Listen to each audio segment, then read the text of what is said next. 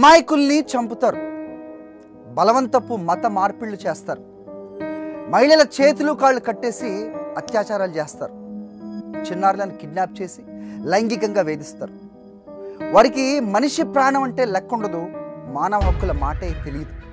అలాంటి క్రూరాతి క్రూరమైన ఆలోచనలు కలిగిన ఐసిస్ ఉగ్రభూతం మరోసారి ప్రపంచంపై విరుచుకుపడనుందా?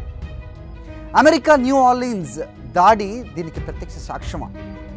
అసలేంటి ఐసిస్? వీడియో చివరి వరకు చూడండి, మీకు కొన్ని నమ్మలేని వాస్తవాలు చెప్పబోతున్నాను.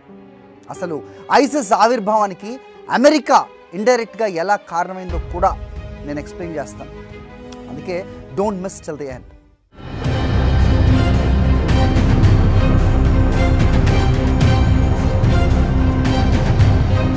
Islamic State of Iraq and Syria, దీన్నే ఐసిస్ అని పిలుస్తారు.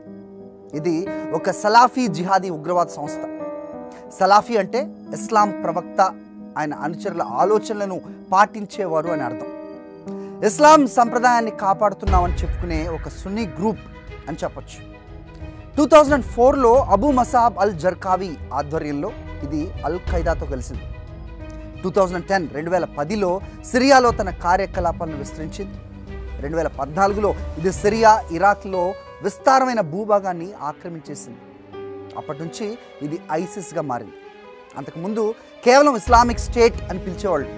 సిరియా, ఇరాక్లో భూభాగాలను తమ స్వాధీనంలోకి తెచ్చుకున్న తర్వాత ఇది Islamic State of Iraq and సిరియాగా మారింది.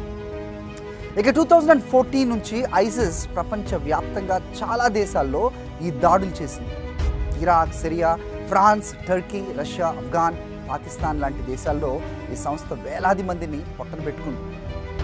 అమెరికా పైన పలు సందర్భాల్లో దాడులు చేసిన విషయం కూడా మనకు తెలిసిందే.